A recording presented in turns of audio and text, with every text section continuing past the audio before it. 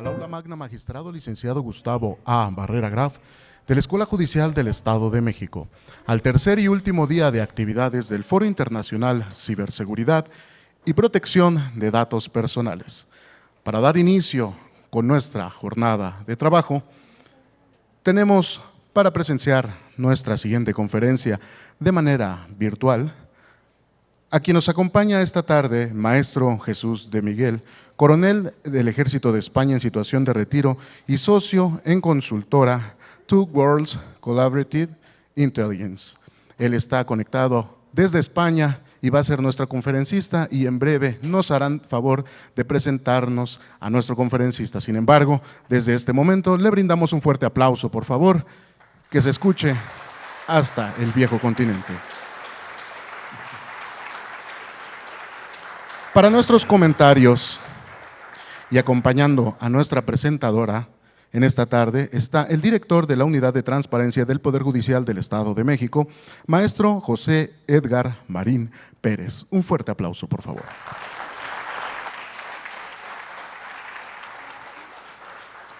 Y para dar lectura a la semblanza curricular de nuestro distinguido conferencista y en uso de la palabra está con nosotros la rectora de la Universidad Mexiquense de Seguridad del Estado de México, maestra Griselda Camacho Telles.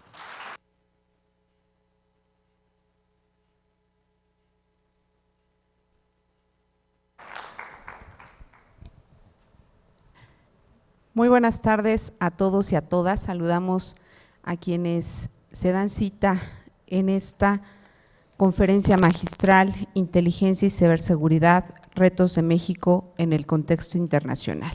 Y saludamos desde Toluca, Estado de México, al doctor Jesús de Miguel, allá en Madrid. Muy buenas noches para usted, doctor. Y me permito presentarle, el doctor Jesús de Miguel es coronel del Cuerpo General de las Armas del Ejército de Tierra de España en situación de retiro. Se ha desempeñado en los últimos años como profesor e investigador para temas de seguridad y defensa. Actualmente se encuentra residiendo en España, siendo socio fundador de Two Worlds Collaborative Intelligence, colaborando también como profesor emérito en el Centro de Estudios ICEN de Cartagena de la Universidad de Murcia y en la Universidad Anáhuac, México, impartiendo docencia en seguridad, inteligencia y estrategia. Ha prestado servicio activo en las Fuerzas Armadas Españolas durante 35 años en diferentes unidades, habiendo estado comisionado en diferentes puestos nacionales e internacionales. Ha tomado parte en operaciones internacionales en Bosnia, Irak, Líbano y Afganistán. Su última comisión fue como agregado de defensa de la Embajada de España en México entre julio de 2011 y el mismo mes de 2014. Está en posesión de varias condecoraciones civiles, militares y navales de España, de México, de Italia y de la OTAN, habiendo sido concedida la última de ellas, mérito docente naval de primera clase por la Secretaría de Marina Armada de México. De su formación académica se destaca el grado académico de maestría por la Universidad de Zaragoza, España, por sus estudios en la Academia General Militar y cuenta con diploma de Estado Mayor por la Escuela Superior de Guerra del Ejército de Tierra de España. Ha obtenido también el Máster de Seguridad y Defensa por la Universidad Complutense de Madrid y ha cursado estudios en materia de estrategia, liderazgo y organización en el Centro de Estudios Superiores de la Defensa de España, en la Universidad de Granada y en la Universidad de Zaragoza, así como otros de especialización en centros docentes españoles y de la OTAN. Fue hasta el 30 de noviembre de 2018 analista e investigador en el Instituto de Investigaciones Estratégicas de la Armada de México y profesor en el Centro de Estudios Superiores Navales, donde además impartió las asignaturas de Liderazgo Estratégico y Seguridad Internacional en la Maestría en Seguridad Nacional y la de Estrategia en la Maestría de Administración Naval. Ha sido profesor en la Universidad Anáhuac, en la Ciudad de México, y coordinador de la licenciatura de Inteligencia Estratégica, colaborando actualmente con este centro docente en algunas actividades docentes. Actualmente es coordinador y profesor principal del Curso Superior en Seguridad de Inteligencia Estratégica en el ICEN, Universidad de Murcia y Universidad Anáhuac, México.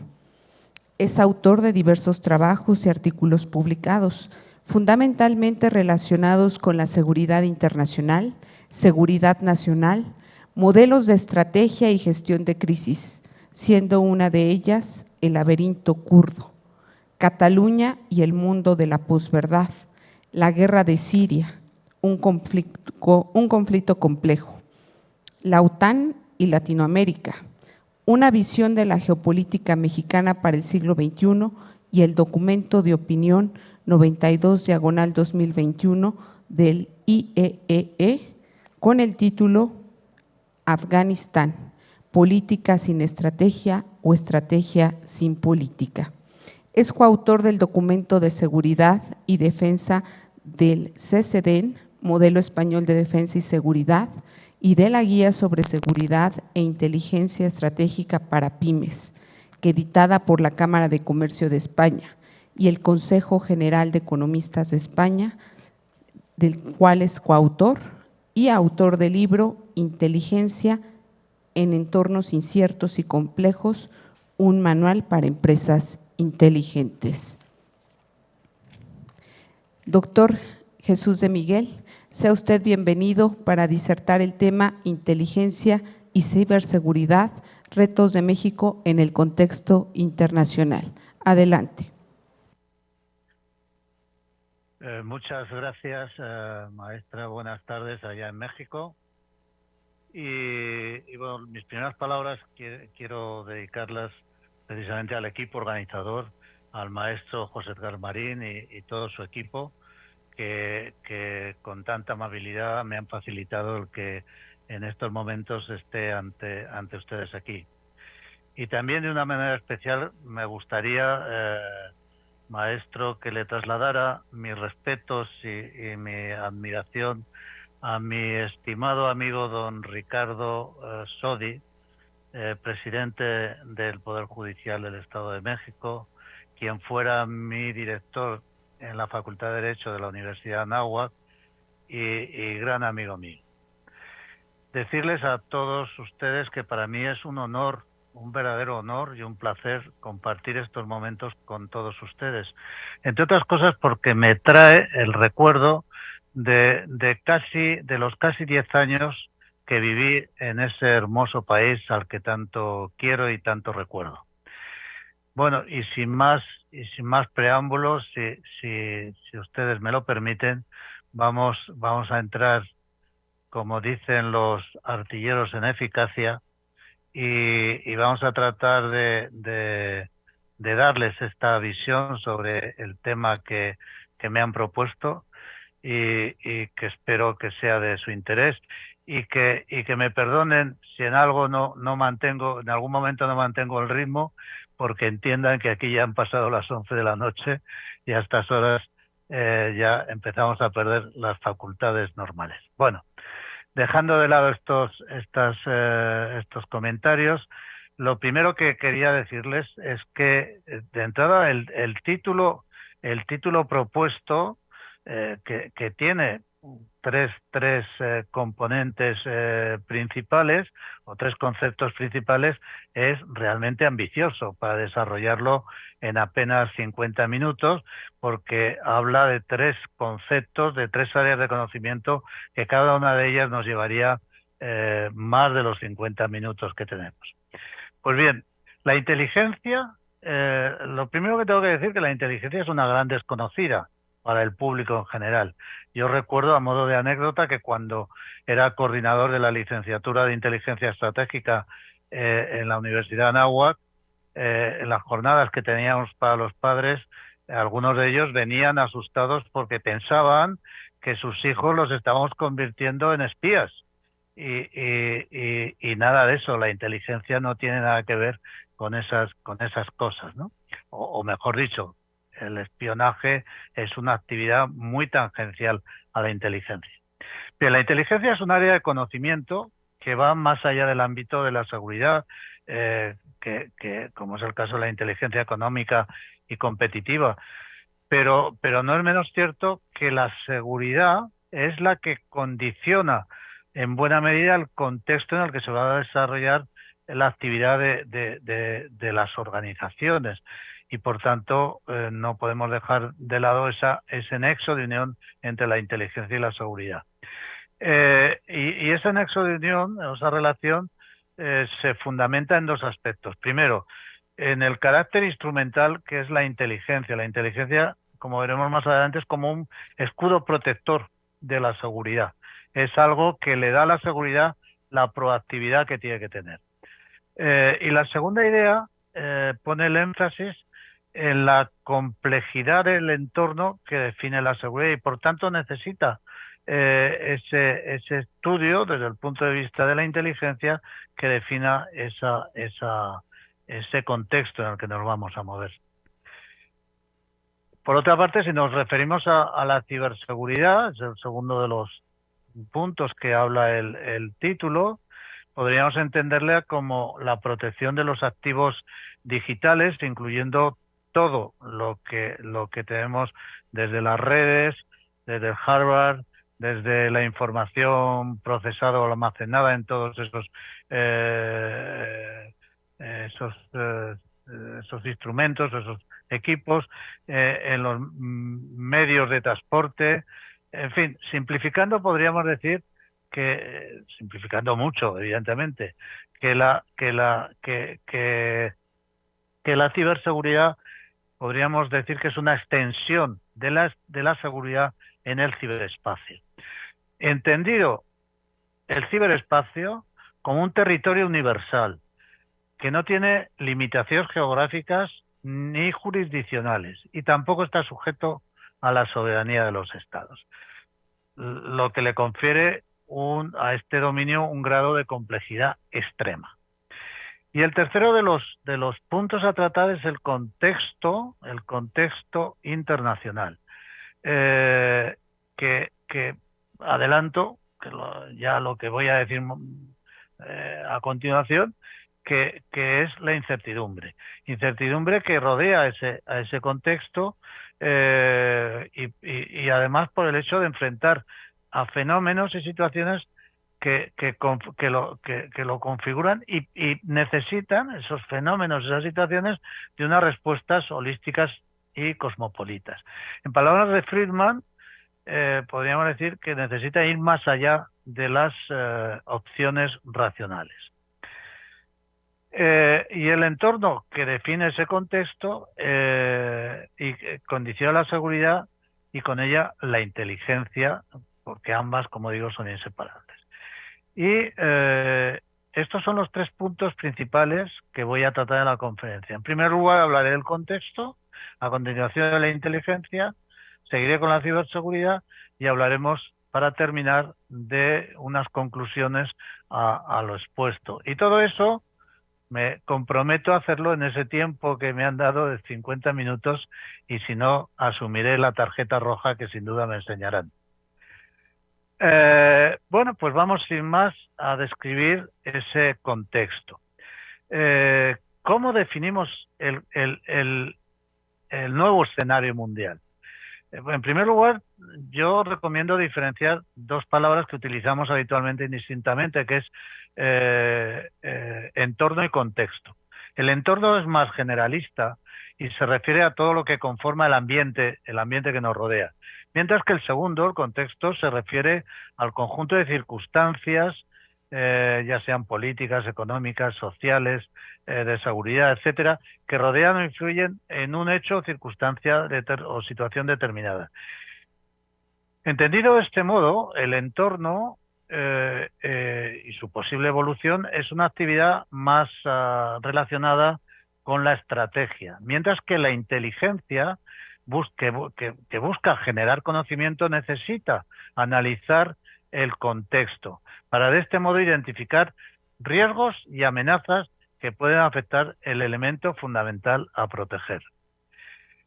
El contexto estratégico lo podríamos definir como ven en la pantalla, el ámbito nacional, regional e internacional, en el cual se definen los intereses esenciales, se desarrollan y formulan y se implementan las necesidades de seguridad. Bueno, es una definición que podríamos adoptar para definir lo que es un concepto estratégico.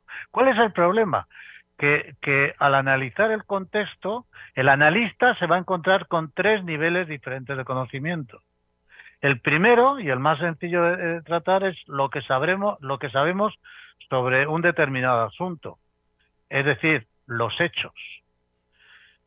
El segundo, que también es relativamente fácil de precisar, hay que averiguar los aspectos que no conocemos, sobre los que no tenemos la suficiente información, y por tanto vamos a formular supuestos. Y el tercero, que es donde radica la verdadera dificultad para un análisis objetivo, se refiere a todos los elementos y factores que son desconocidos, incluso que no sabemos de su existencia, de su comportamiento o de su naturaleza.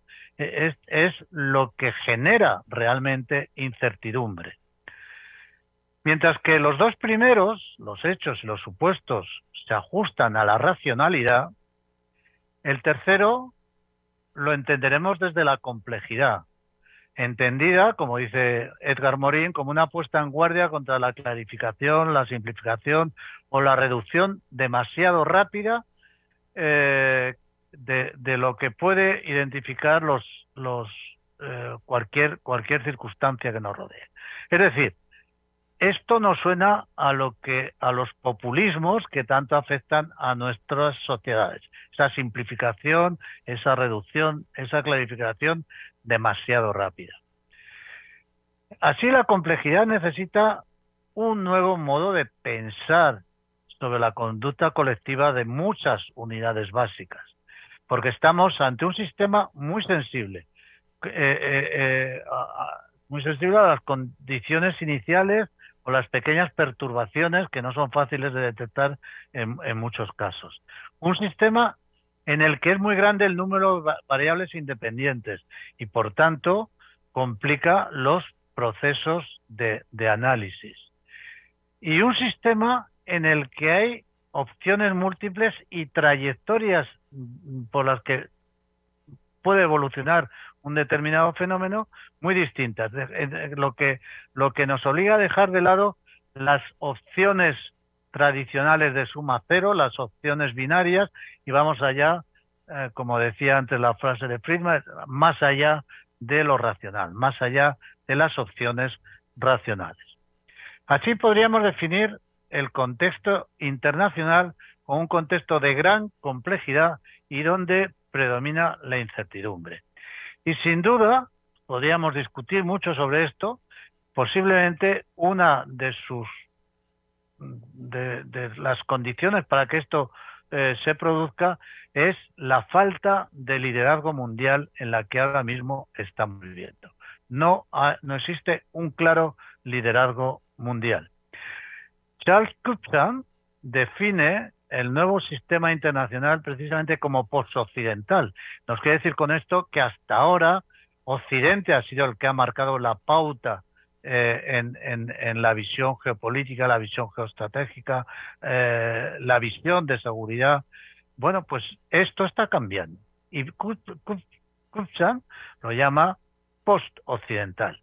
Y podríamos decir que es un mundo que tiene varios centros. Ya no hay un solo centro, sino que hay distintos centros. Y cada uno tiene un diferente grado de calma y de perturbación.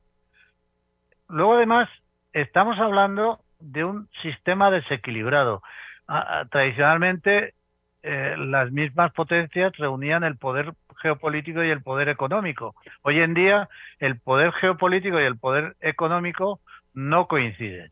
Además, tenemos, especialmente en los últimos años, una importancia creciente de lo regional. Lo regional a veces oscurece los problemas globales a las grandes potencias y lo regional está cobrando importancia.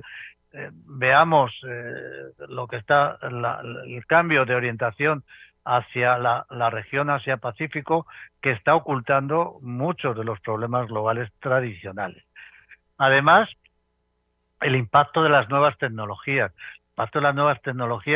que está produciendo un cambio en las políticas y en las sociedades de gran alcance, que todavía no somos capaces de discernir. Yo muchas veces digo que estamos, o hemos empezado ya una nueva gran revolución social que todavía no hemos sido capaces de identificar perfectamente todos sus componentes. Y por último, hablamos de valores. Hablamos de valores porque, por un lado, los valores tradicionales, los valores en los que se han sustentado nuestras sociedades están cuestionados, y eso nos lleva hacia un relativismo. Y si a eso le añadimos que muchos de los fenómenos que afectan a nuestras sociedades no permiten ser enfocados de una manera tradicional, pues nos encontramos con que necesitamos entender que para enfrentar todo eso necesitamos un enfoque cosmopolita, un enfoque holístico, pero no podemos perder cuál es nuestra referencia de los valores. Y así la seguridad la tenemos que interpretar no solo desde el poder, sino también desde la emancipación. Y por ello la seguridad debe ser estudiada desde las ciencias sociales y considerada como una de las políticas fundamentales del Estado. Y por tanto debe tener definidas sus estrategias. Y esas estrategias tienen que conocer el entorno, el contexto, para poder influir en él y saber hasta qué punto le puede afectar. Y eso lo vamos a conseguir mediante la inteligencia. La inteligencia es la que nos va a aportar ese conocimiento. Y les decía, esa relación entre la seguridad y la inteligencia. En esa imagen yo les quiero hacer llamar la atención sobre el objetivo, ese objetivo que tiene varias capas. El núcleo de ese objetivo, ¿qué es? La supervivencia del objeto que tengo que proteger. Esa supervivencia, dependiendo del objeto que tengo que proteger, podrá ser la soberanía si hablo del Estado, podrá ser la identidad si hablo de una comunidad, podrá ser la sostenibilidad si hablo del medio ambiente, podrá ser la continuidad de negocio en una empresa, porque eso es su supervivencia. Un Estado no existe sin soberanía, podrá existir sin una parte de su territorio, pero no sin soberanía. Y la seguridad es esa primera capa que protege y que garantiza la supervivencia. Y la inteligencia es una capa más externa que le da esa proactividad a la seguridad, porque la previene sobre lo que le puede afectar. Y la cultura de seguridad e inteligencia es lo que va a permitir compartir ese conocimiento. Pero centrándonos en el tema de la inteligencia, es una herramienta para garantizar la seguridad. Debe ser preventiva y proactiva. Debe estar basada en un sistema de alertas. Y debe ser colaborativa, que eso le va a permitir cubrir grandes espacios con menos recursos y menor gasto. Eso es lo fundamental de esa relación entre la seguridad y la inteligencia.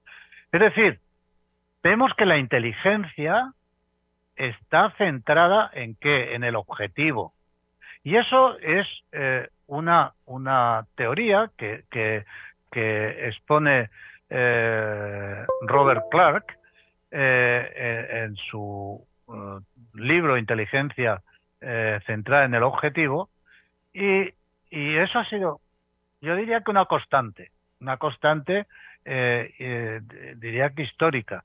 ¿Qué es lo que ha cambiado? ¿El concepto? No. Lo que ha cambiado es la naturaleza del propio objetivo.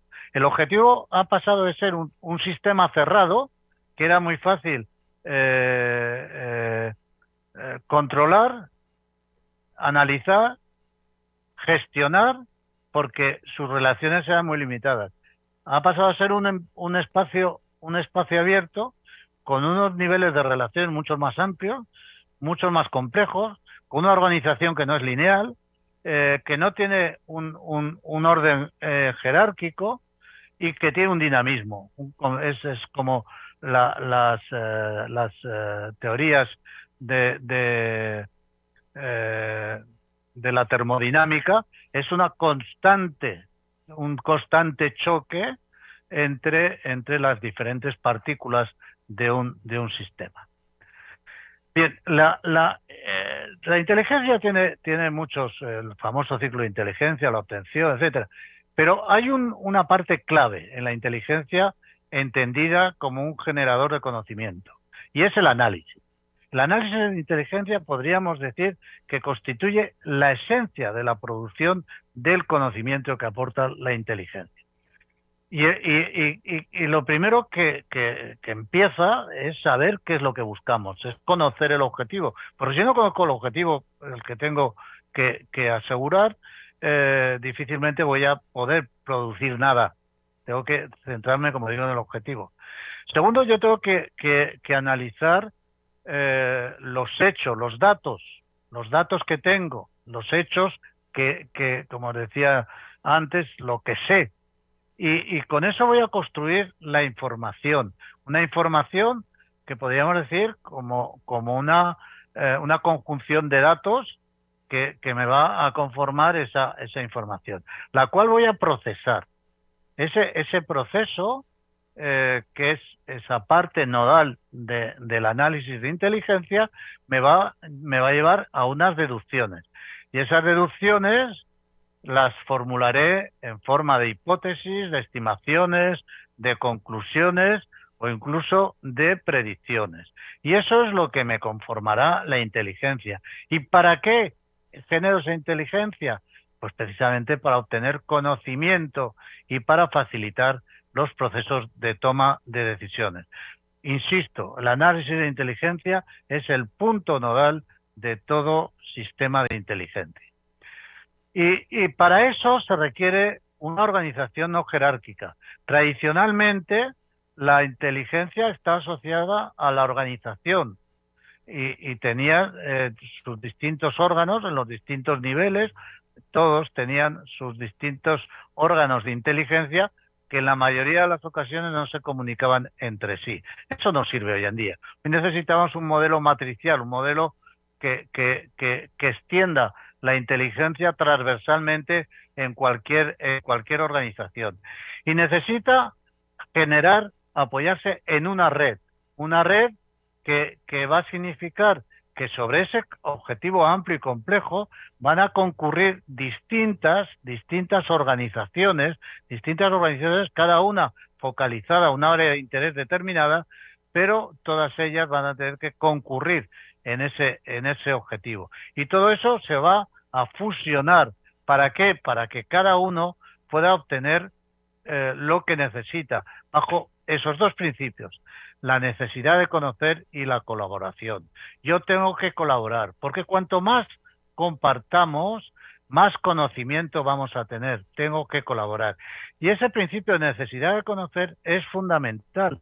Es fundamental porque no significa que abramos la inteligencia a todo el mundo, pero de acuerdo con ese principio se va a dar a conocer a quien la precise, con los objetivos específicos que ese órgano necesita en el momento oportuno. Y esa nueva organización que debemos adoptar de la inteligencia. Pero miren, la inteligencia, hablando de la inteligencia a la hora de la era de la información, hay que hacer algunas puntualizaciones. Primero, que hoy todo el mundo accede a información. Hoy tenemos fundamentalmente a través de Internet y de otras plataformas, accedemos mucha más gente y a una variedad de información mayor. Tenemos acceso a bases de datos y eso además, si le añadimos la diversificación de las comunicaciones, el impulso de las redes sociales, de las nuevas tecnologías, pues le ha dado una nueva dimensión a ese proceso primero que veíamos de buscar información. Pero ojo, eso tiene un gran problema, y es el riesgo de la manipulación de la información, porque es al acceder a mucha más información es más fácil manipular. Las conocidas fake news, que tanto dan que hablar, y tantos ríos de tinta se han escrito sobre ellas, lo que hacen es dificultar la generación de conocimiento.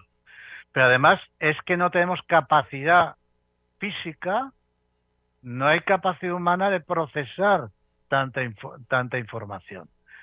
Y eso tenemos un riesgo, porque al tener mucha información se puede tener la tentación, por un lado, además de limitar nuestra capacidad, la tentación de obviar unos datos, minusvalorar otros o incluso adaptar algunos.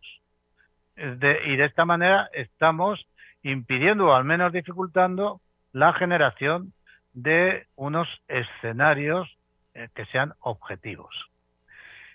Y como corolario de esta condición anterior, es que, bueno, como el ser humano no tiene capacidad para generar todo eso, pues la tecnología, pero la tecnología por sí misma no genera inteligencia.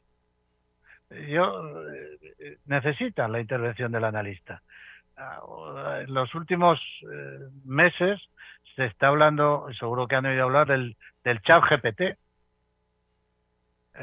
Parece que hemos descubierto la panacea. Le introducimos una serie de criterios de búsqueda de área de interés y nos redacta un informe, nos redacta lo que nosotros le pidamos. Bueno, pues como decía el otro día en un artículo, creo que muy interesante, eso es una estulticia de alto espectro. No podemos confiar en esos bots, en esos sistemas, porque no generan conocimiento. O el conocimiento que generan debe ser rigurosamente revisado, filtrado. Bien, en el contexto que comienza en esta tercera década, es necesario más que nunca que las organizaciones, ya sean públicas o privadas, cuenten con una superioridad de información que les permita asegurar sus activos y procesos y obtener, y eso es importante, una ventaja estratégica. Y la inteligencia pasa a ser una disciplina indispensable para cualquier actividad organizacional. Y como toda materia de alto espectro, no cabe ni la improvisación ni la falta de rigor. Y esa función la deben desarrollar expertos con arreglo a unos principios y a unos principios sistemáticos. Y si tenemos en cuenta que esta función se va a desarrollar en ambientes o en contextos inciertos y complejos, se podría decir que ninguna organización tiene capacidad por sí misma de atender a todas las distintas partes que componen ese contexto que necesitamos obtener inteligencia. Si lo que nos va a ir llevando a la necesidad de colaborar, que ya hablábamos antes cuando veíamos esa condición de red.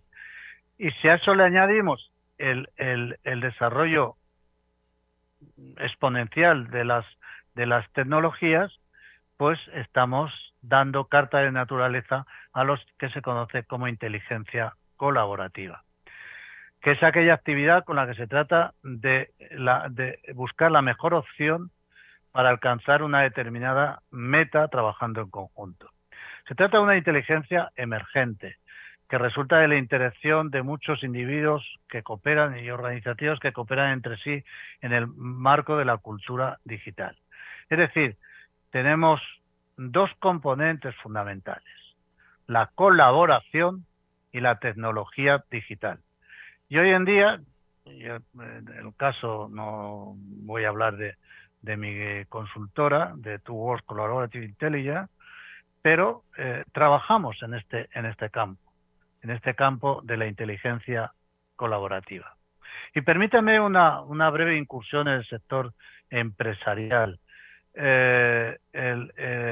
Hoy en día las empresas, sobre todo las que están en ese entorno de la internacionalización, en ese contexto de internacionalización,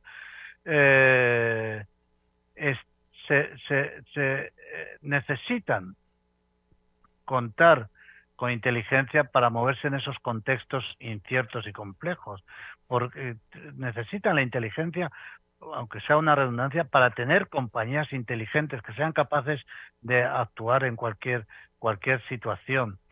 Y necesitamos pensar de manera colaborativa e innovadora. La coordinación y colaboración entre las distintas organizaciones es fundamental. Y miren, la inteligencia tradicional, inteligencia que todos hemos conocido, que estaba enfocada, era jerárquica, terriblemente jerárquica, y todos entendían de todo, de criminalidad, de terrorismo, de pandemia, de conflicto, de medio ambiente, todos. Y lo único que hacíamos es tener estructuras muy pesadas, con muchísima gente, una compartimentación muy grande porque no se compartía nada, una lentitud en los procesos de explotación, un elevado coste que era difícil de mantener, salvo por organizaciones muy poderosas, y una rigidez absoluta.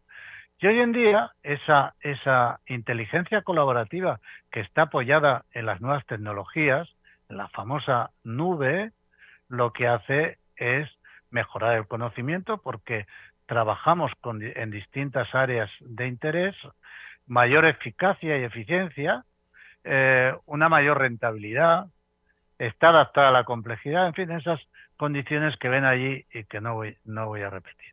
Y ese cambio de organización es importante entenderlo.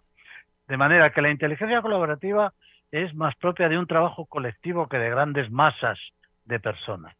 Y se ve facilitada cuando se tiene el objetivo bien definido y cuando se realiza una precisa selección de los que van a participar en ese proyecto.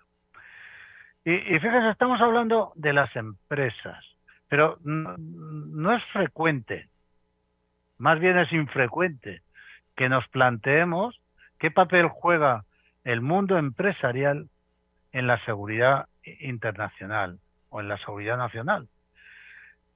Seguimos pensando que esto es exclusivo de los estados, algo muy lejos de ser cierto en nuestros días.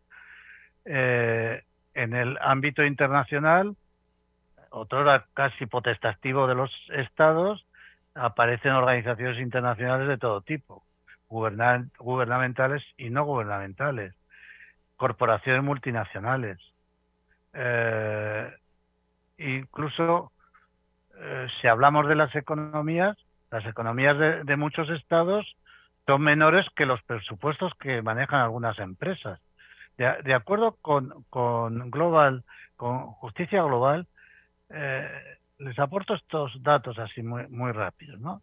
Fíjense, las 20 primeras unidades, juntando estados y esas grandes empresas, tenemos que las empresas, las grandes corporaciones, ocupan el 25% de esa tabla. Pero si nos vamos a las 50 unidades, ya son el 50% las empresas que se meten ahí. Vemos introducidas entre estados. Por ejemplo, veíamos aquí que México está por debajo de 5 empresas multinacionales. O sea, estamos hablando de algo que es muy importante. Miren, en el caso de España, el Producto Interior Bruto de España del año 2020 era de 1,12 billones de euros. El IBEX 35, el IBEX es un índice bursátil que tiene a las 35 empresas con mayor liquidez. Bueno, pues ese IBEX 35 generaba el 35% del Producto Interior Bruto de España. Pero si tenemos en cuenta las pequeñas y medianas empresas, que en España rondan los 3 millones, generan el 50% del Producto Interior Bruto. Es decir, el mundo empresarial está generando el 85% de la riqueza en España. Por tanto, cabe poca duda en la importancia que tiene para en el campo de la seguridad nacional. Miren, toda actividad empresarial genera un impacto económico, y ese impacto económico genera un efecto de causalidad en las políticas económicas nacionales. Las políticas económicas tienen una relación directa con la seguridad, en la medida que son un instrumento para alcanzar los intereses, pero también porque favorecen el desarrollo. Y como tercero punto de este razonamiento, a mayor fortaleza del tejido empresarial, lógicamente mayor crecimiento, de acuerdo con el 1 y el 2, y por tanto mayor desarrollo y solidez de la seguridad nacional. Es decir, establecidas las razones por las que el mundo empresarial contribuye a la seguridad nacional, parece quedar claro la necesidad de que debe existir una convergencia más sólida entre los sectores público y privado, y abandonar esos discursos de algunos líderes políticos que quieren confrontar lo público y lo privado. Lo público y privado tienen que converger, no son actividades opuestas, no son actividades diferentes. Es necesaria una mayor convergencia. Si hablamos de la ciberseguridad, como sabemos, ha sido tradicionalmente, o en sus inicios, un nuevo dominio de las actividades de los ejércitos, y hoy en día se han convertido en una clave de la seguridad mundial. Sears dice: el campo del juego cibernético mundial se ha nivelado y opera sin normas ampliamente aceptadas. ¿Por qué? Porque la ciberseguridad se mueve en el ciberespacio, y el ciberespacio es un territorio universal, es decir, que no tiene límites territoriales, no está sujeto a los conceptos de soberanía, jurisdicción, etcétera.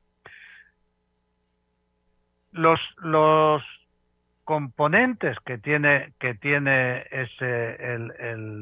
el ciberespacio están basados,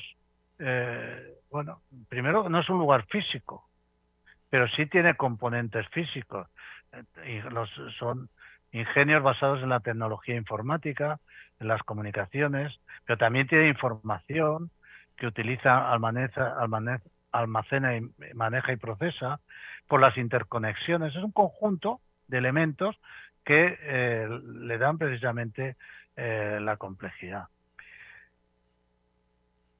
Pero además es un facilitador de amenazas, por esa impunidad en la que luego hablaremos, que afecta a la seguridad y, ojo, a la privacidad y a las libertades individuales. El vocablo ciber se utiliza también para hablar del ciberdominio, si nos referimos a la información electrónica, a los datos, el ciberpoder, como dice Joseph Nye, que es la capacidad de obtener resultados mediante el uso de los recursos de información.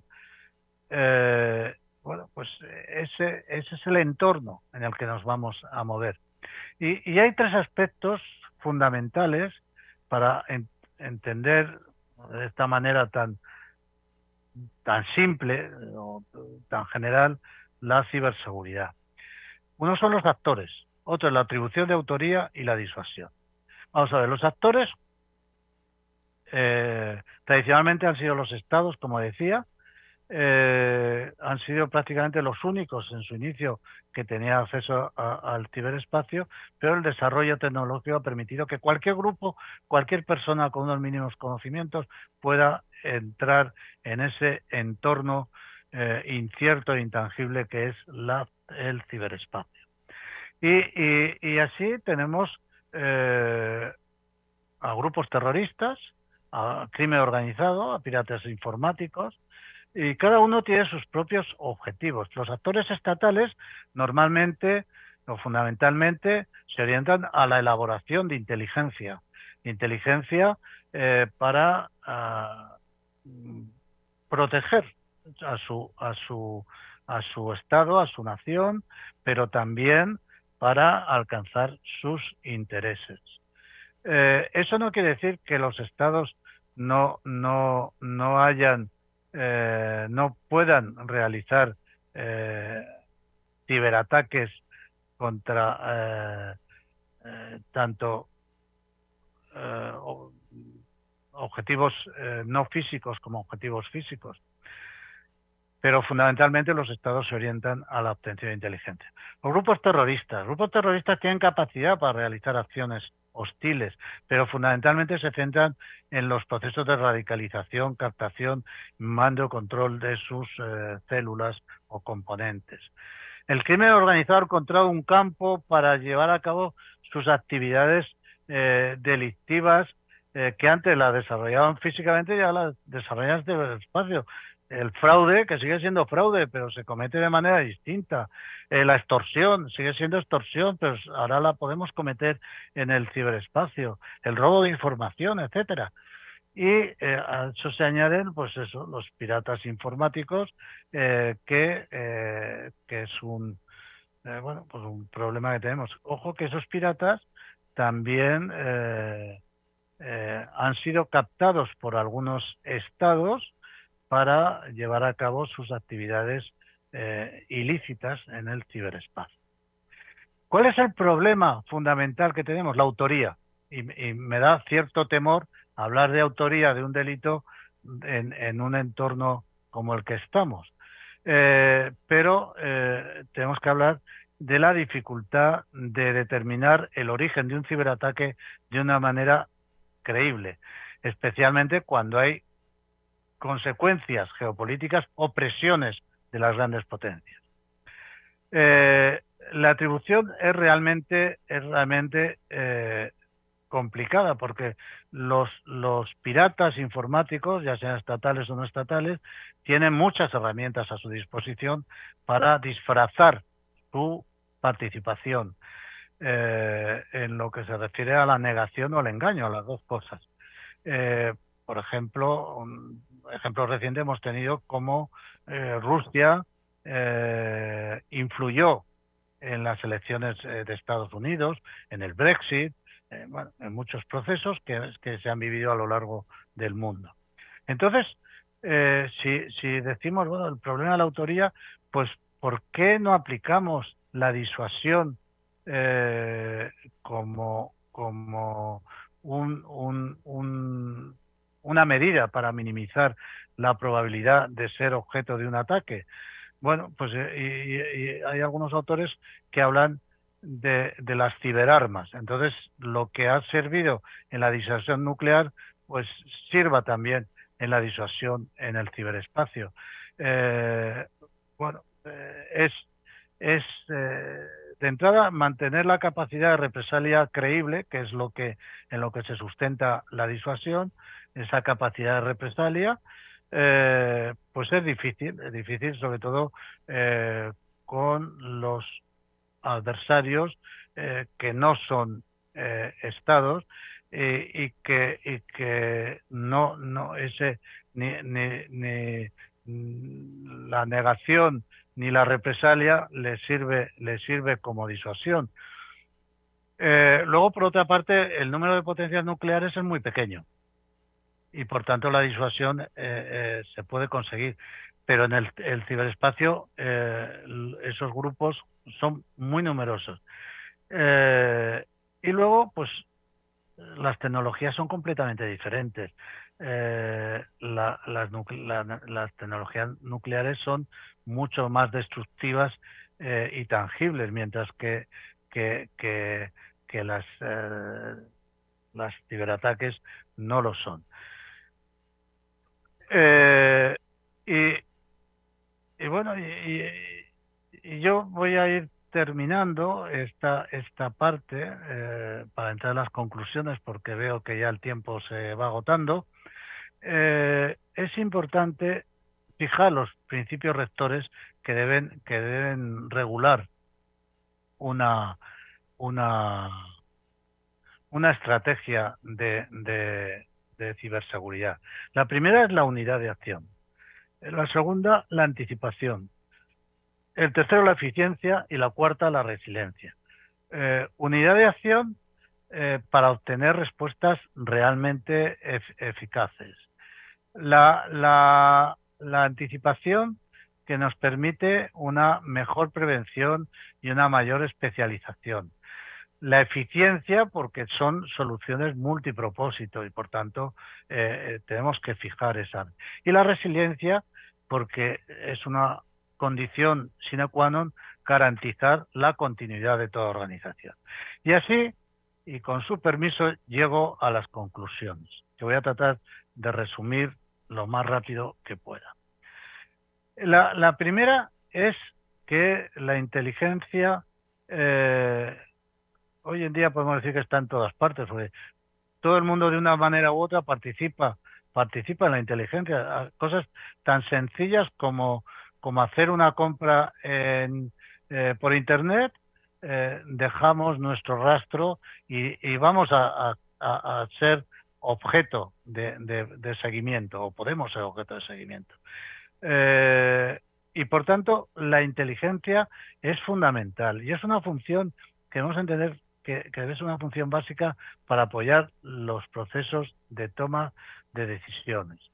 Y esto quiere decir que debemos analizar no solo la parte, el contexto interno de una organización, sino todo lo que rodea. A mayor incertidumbre, y tenemos mucha incertidumbre en nuestro mundo actual, mayor vulnerabilidad. Somos más vulnerables. Cuanto más incierto es el contexto, somos más vulnerables. Y la inteligencia es lo que nos va a ayudar a reducir esa incertidumbre. ¿Y por qué? Porque va a permitir definir con mayor precisión el contexto en el que nos vamos a mover. Y al hablar de inteligencia, a mí me gusta citar una frase que dijo el que fuera el anterior jefe de los servicios de inteligencia de España. Y dijo, hablaba de la necesidad de desacralizar la inteligencia. Entonces, dice, esa afirmación no es baladí, porque el vocablo desacralizar, si vamos al diccionario de la lengua española, significa perder su carácter sagrado, pero eso no significa perder su importancia, al contrario. Lo que hace al desacralizarse es ampliar su campo de conocimiento, darle una nueva dimensión. Y esa nueva dimensión se fundamenta en tres grandes pilares. El primero, que reside en que la necesidad que tienen todas las organizaciones de acceder a la inteligencia, y que por tanto esta función no puede ser exclusiva del Estado, ni estar envuelta en el secretismo propio de los servicios de inteligencia. Segundo, que la inteligencia es un área de conocimiento y por tanto debe tener un amplio desarrollo y ser tratada de una manera transversal. Y tercero, que con la desacralización de la inteligencia se invierte el tradicional punto de la inteligencia es poder, porque el de la inteligencia es compartir. Cuanto más compartamos, más tendremos. El ciberespacio es un dominio caracterizado por la intangibilidad y la dificultad de controlarlo. La ciberseguridad trata de obtener un uso seguro del ciberespacio para proteger los derechos y libertades de los ciudadanos y promover el progreso socioeconómico. Y la mayor problemática es la atribución de cualquier acción irregular o delictiva, precisamente por la débil regulación que tiene, por la falta de territorialidad y la no vinculación a la soberanía. Y entonces, bueno, pues eso son como conclusiones muy rápidas a lo que hemos hablado. De manera que la inteligencia es un valor añadido para la seguridad, una herramienta invaluable e irrenunciable para cualquier organización. Hablemos de organizaciones públicas o privadas, hablemos del Estado o hablemos de sociedades empresariales. ¿Por qué? Porque nos movemos en el paradigma de la complejidad. El actual contexto internacional podríamos definirlo como punto final a esta intervención como un paradigma de la complejidad. Y con esto, y agradeciéndole su atención, doy por finalizado esta contribución a tan interesante seminario. Muchas gracias a todos y todas.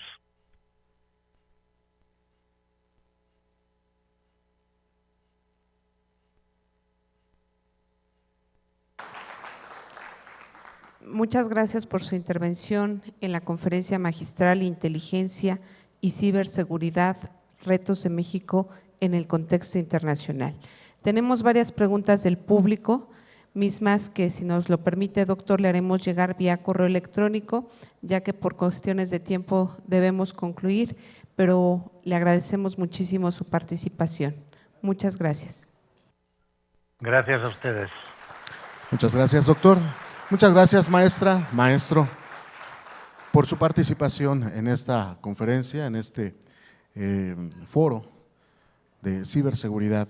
El Poder Judicial del Estado de México hace entrega de un reconocimiento por su valiosa participación en la conferencia Inteligencia y Ciberseguridad, Retos de México en el contexto internacional, al maestro Jesús de Miguel. El reconocimiento es el que aparece en este momento en nuestra pantalla y con la oportunidad de que el doctor lo vea y en breve, doctor, se le hará llegar por los medios más convenientes. Nuevamente le brindamos un fuerte aplauso a nuestro conferencista.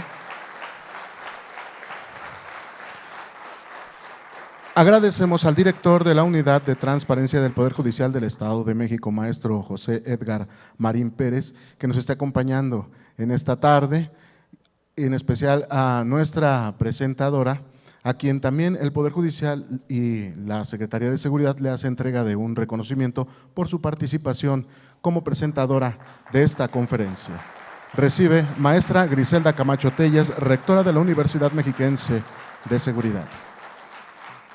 Es así como llegamos al final de esta primera conferencia, de esta jornada, tercera jornada y última de este Foro Internacional de Ciberseguridad. En breve continuamos con la siguiente conferencia. Los invitamos a permanecer en sus lugares y aprovechemos el tiempo. Si aparece en este momento el código QR para registrar la asistencia, será el momento prudente para que podamos